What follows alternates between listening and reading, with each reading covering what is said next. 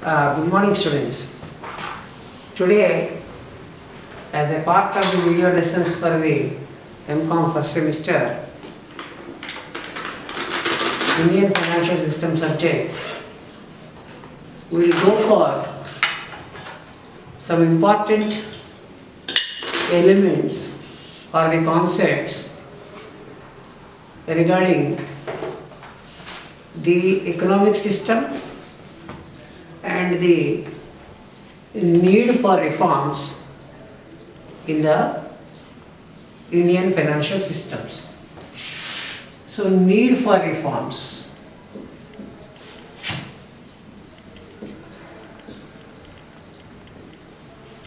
We are going to deal with the concept of the need for reforms. As we all know that in 1947, India got independence. Even prior to that, when the Britishers were ruling our country, we have the operations in the financial system of the country. And most importantly, at that time we have the banking sector also and the insurance sector also. And the stock market system also there at that time. But after independence in 1947, gradually the economic system has been came onto the existence in the independent era of the country India. So at that time, it was thought by the government of the country, that is government of India, that there is a need to go for an overall effective picturization of the economic system by changing the things such that in the future course of time there should be more control, there should be more regulation, there should be more planning and organizing, and so on and so forth. So for that, first they have eyed on the concept of defining the nature of economic system.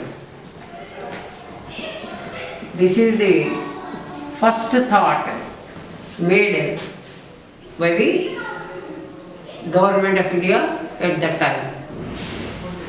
And for that, they want to define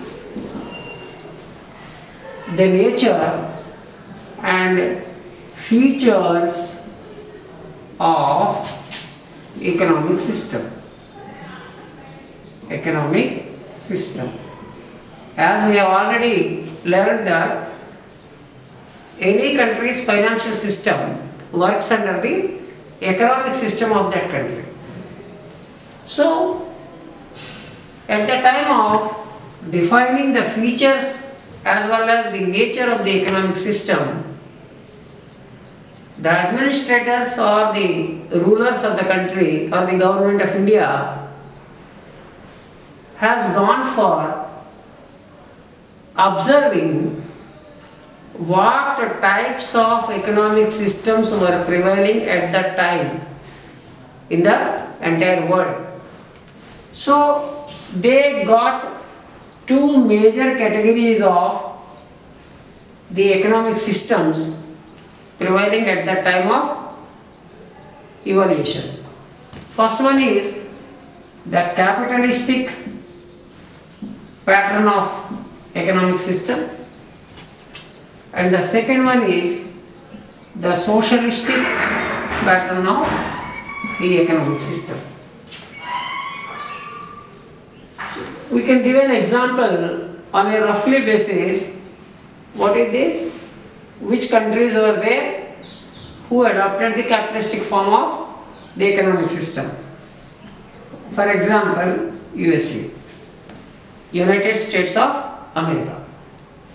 And at the time, out of so many countries who are operating under the socialistic pattern of economic system, major example what we can take is USSR, Union of Soviet Socialist Republic, which famously we know it as Russia today. So these were the two major economic systems operating at that time. So when India thought of to design its own economic system, then they thought that there is a need for a hybrid approach or a compounded approach of taking the benefits of capitalistic economy and the benefits of the socialistic economy, and then the plus points of the capitalistic economy and the plus points of the socialistic economy put forward and being clubbed with each other, India has adopted an economic system which is called as mixed economic system or mixed economy. In the case of the capitalistic form of economic system, except a few, the remaining all sectors of the economy will be operated by the private sector. In the case of the socialistic pattern of the economic system, except a few, entire sectors of the country will be operated by the government only or the public sector only. So now India thought that as it is a new country which has got independence and there was a serious crisis on the part of the resources both in the public sector as well as in the private sector or in the government, so they have adopted a combination of mixed economic system, and that mixed economic system with a combination of both public and private. The participation of the players, both the public and the private sector, putting together as a feature of or a chief player of or chief feature of the mixed economic system. And gradually, based upon that, the Indian economy took flight and started operating. So after some time, means from 1947 to 1991, the Indian economy has been operated with a feature of mixed economic system or a mixed economy. Under that, the economic policies of the country, the industrial policies of the country, and all policies which are there to run the country's economic system as well as the country were being drafted, managed and executed. Because of that, there was a certain growth, but at the same time, there was a huge change in the political, social, technological, industrial and business environments across the world, and it was thought that there is a stringent need on the part of our country also to go for a change or the change in the rules of managing the economic system of the country. Because of several hardships have been occupied by the that time mixed economic system oriented Indian economy. And due to that, there was a change in the nature of the economic system, and a change has been occurred in 1991, and there was a transformation with the help of the reforms in the economic system, which has been denoted as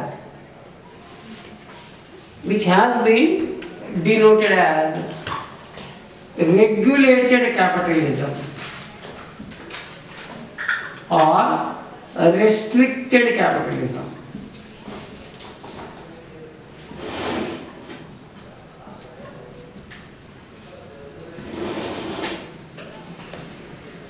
That was the phenomenon assigned to the economic system after the reforms in 1991 in the Indian economic system, which was earlier operated from 1947 to 1991 in the feature of mixed economic system.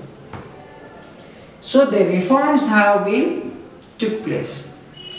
So from 1947 to 1991, all those policies formulated, maybe it is economic policy, maybe it is agriculture policy, maybe it is industrial policy, what not. Everything was with the influence of the mixed economic system.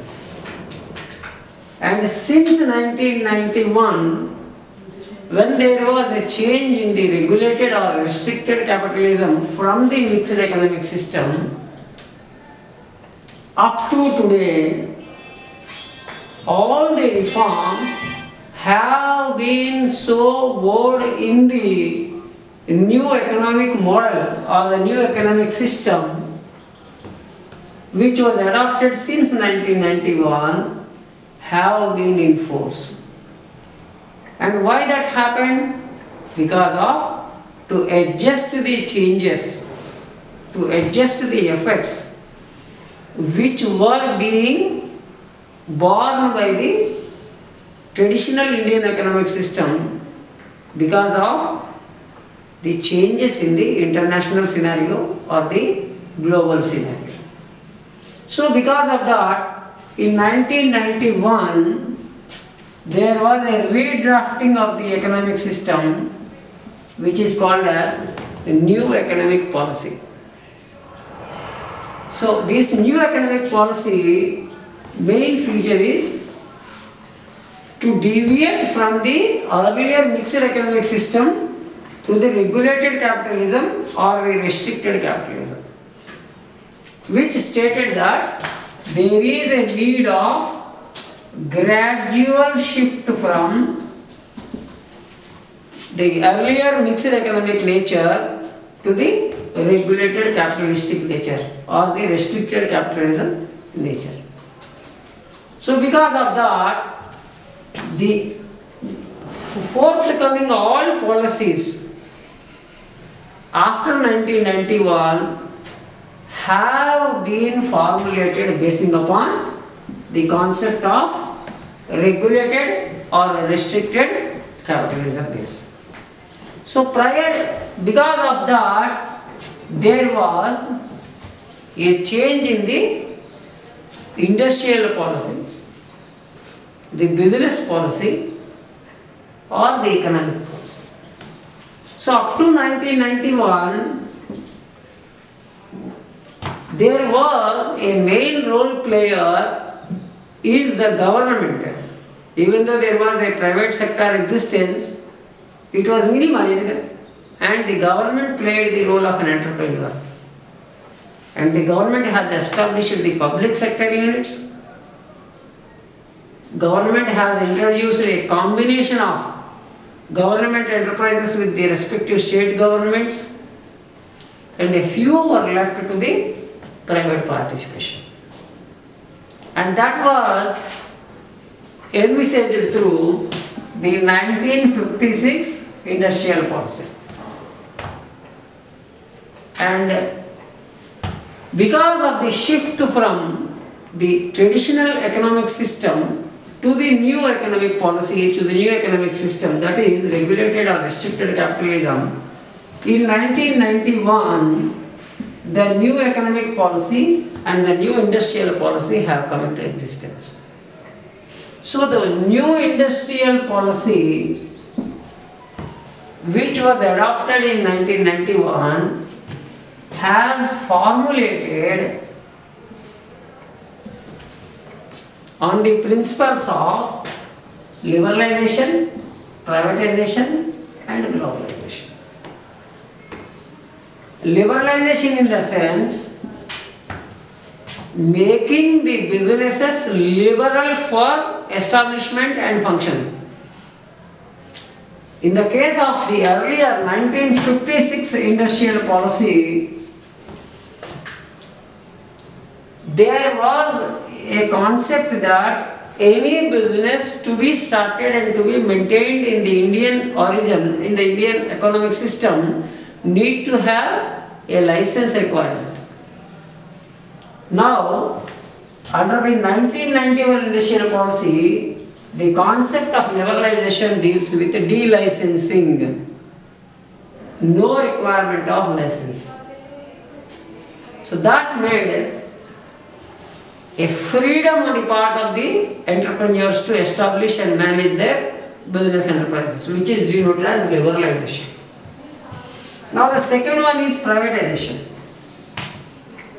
The role of government as an entrepreneur since 1947 to 1991 has been felt that there was a no more situation on the part of the government by its compulsions to be an entrepreneur and investor in the business as a governmental stakeholder. Henceforth, gradually the government has opened, except a very few like military, defense and strategic sectors, everything to the private participation. So that has been executed in the name of disinvestment, in the name of foreign direct investment (FDI), by inviting FII, foreign institutional investors, and privatization has been initiated. Major sectors of the Indian business scenario has been asked to go for privatization, and where the government was the investor and the stakeholder has been gradually disinvested their stake or share in those public sector units or government operated enterprises and filling that gap with the private investments, where the institutions have been asked to function on autonomous lines. Earn your money, meet your expenses, make your profits, take your growth and develop your wealth maximization. Means autonomy has been promulgated through the privatization on the part of the government sector, as well as in the private sector. So many initiatives have been taken to enhance the role of private sector in the business management and business enterprises establishment in the country, to deliver more quantity as well as more quality to the needs and expectations of the customers in the country. The third one is globalization. As we already learned that the mixed economic system, even though was adopted in 1947 or after 1947 up to 1991, there is a little scope for globalization, and it was renamed or renownedly being known that the Indian economy was operated under a closed economy. Closed economy. So the economic system was closed in nature. The interference of the global players is restricted. But after this, according to the new industrial policy and new economic policy in 1991, anybody can enter into India for doing business, and anybody can go from India to perform business anywhere in this world. That was initiated as borderless business opportunities to both persons from the country and the persons who want to enter into the country. That was initiated through globalization.